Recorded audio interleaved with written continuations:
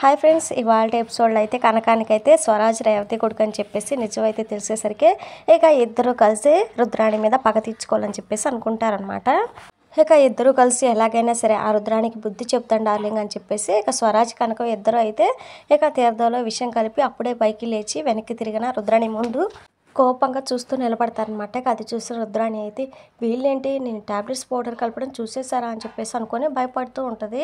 ఏంటి నన్ను అలా చూస్తున్నారు, ఏం జరిగిందని చెప్పేసి రుద్రాణి అడగగానే ఏం జరిగిందో నీకు తెలియదా, ఏం చూస్తున్నావు ఇక్కడ అని చెప్పేసి ఇక క్వశ్చన్స్ అడిగి రుద్రాణిని అయితే భయపెడుతూ ఉంటారన్నమాట. కానీ కనకం కానీ స్వరాజ్ కానీ ఇద్దరు రుద్రాణి తీర్థంలో విషయం కలపడం మాత్రం చూడరనమాట. ఇక ఆ విషయం రుద్రాణికి అయితే అర్థమైపోయి అమ్మయ్య అని చెప్పేసి హ్యాపీగా ఫీల్ అవుతుంది అన్నమాట. నేను ఇంటి వారసుడినని మా ఫ్రెండ్ చెప్పింది కదా, నేను ఈ జ్యూస్ అడిగితే ఇవ్వకుండా ఇలా ఖాళీగా తిరుగుతున్నావా అని చెప్పేసి తిడుతూ ఉంటాడనమాట. ఇక రుద్రాణి అయితే ఫస్ట్ నేను నీకు జ్యూస్ ఇచ్చేదేంట్రా బుడంకాయ అని చెప్పేసి వెటకారం చేస్తుంది. కానీ ఇక కనకం కూడా స్వరాజ్కి సపోర్ట్గా నిలబడేసరికి ఇక తప్పక జ్యూస్ చేసి తీసుకురావడానికి అని చెప్పేసి వెళ్తుంది అనమాట. ఇక స్వరాజ్ కనకం ఇద్దరు అయితే హ్యాపీగా ఫీల్ అవుతారు.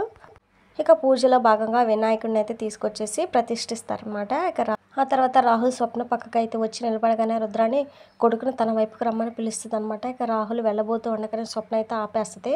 పంతులు పూజ చేస్తూ ఉంటాడు. అయితే రేవతి కాస్త దూరంలో ఉండగానే రాజు అయితే అక్క దూరంగా ఉన్నారేంటి, రండి దగ్గరికి అని చెప్పేసి పిలుస్తాడనమాట.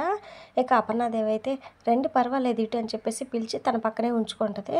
ఇక పూజ పూర్తయ్యాక హారతి తీసుకుని అపర్ణాదేవి అందరి దగ్గరికి అయితే తిరుగుతుంది అనమాట.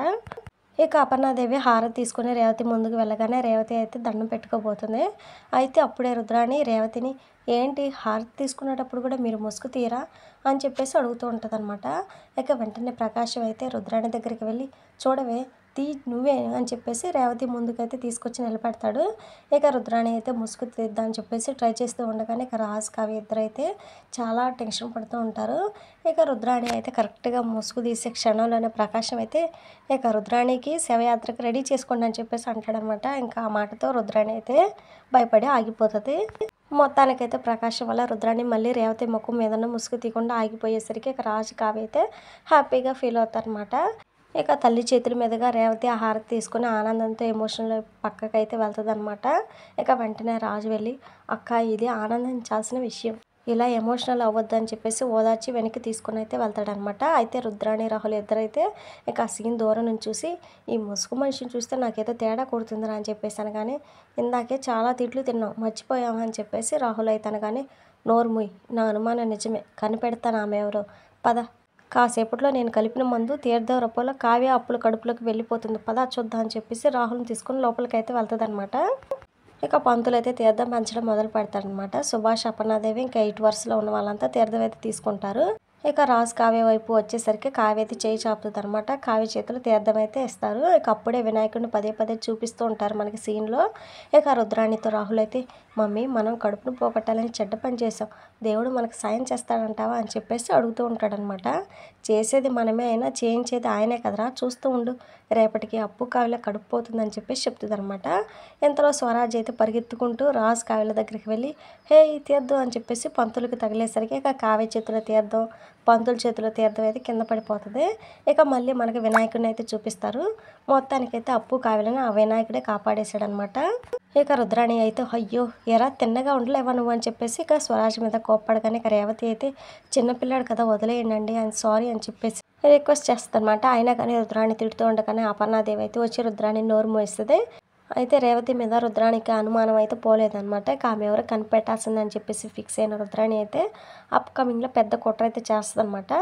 రేవతి బయటికి వెళ్ళి తల మీద ఉన్న ముసుగైతే తీసి ఫోన్ మాట్లాడుతూ ఉంటుంది. ఇక వెనకే కిటికీలోంచి రుద్రాణి రేవతిని అయితే చూసి షాక్ అయిపోతుంది అనమాట. ఇక రాహుల్తో వచ్చింది రేవతినే రా, దొంగతనం ముసుగు వేసుకొని వచ్చిన తన మీద దొంగతనం నింద పడేలా నేను చేస్తే ఆటోమేటిక్గా వాళ్ళే బయటపడతారని చెప్పి ఇక కావ్యకి అపర్ణాదేవి కొనిచ్చిన 10 లక్షల నెక్లెస్ దొంగతనంగా తీసి రేవతి హ్యాండ్ బ్యాగ్లో అయితే వేస్తుంది అనమాట. ఇక రేవతి హ్యాండ్ బ్యాగ్ తీసుకొని వెళ్ళిపోయే సమయానికి రుద్రాణి కావాలనే కావ్యని అపర్ణాదేవి ఇచ్చిన నెక్లెస్ గురించి అయితే అడగగానే ఇక కావ్య అయితే వెళ్ళి నగల బాక్స్ పట్టుకొచ్చి ఇక వెతికి నెక్లెస్ కనిపించలేదని చెప్పేసి చెప్తుంది అనమాట. ఇక వెంటనే రుద్రాణి అయితే బయట నుంచి వచ్చిన వాళ్ళే అనుమానించాలని చెప్పేసి ఇక ముసుగులో ఉన్న రేవతిని చూస్తూ అనగానే ఇక రేవతితో పాటు రాజ్ కావ్య కూడా షాక్ అయిపోతారు. ఇక రాజ్ షాక్ అయి నిస్సహాయంగా నిలబడి ఉంటాడనమాట. ఇప్పుడు రుద్రాని ఎలాగో రేవతి హ్యాండ్ బ్యాగ్ అయితే చెక్ చేయించి ప్రయత్నం అయితే చేయగానే ఇక వెంటనే ఆ దొంగ రేవతి అని చెప్పేసి అందరికి అర్థం అవ్వాలని చెప్పేసి ప్లాన్ చేసి ముసుగులో ఉన్నది రాధ కాదు రేవతి అనే నిజాన్ని బయట పెట్టాలని చెప్పేసి రుద్రాని అయితే ఇలాంటి కుట్ర అయితే చేయబోద్దనమాట.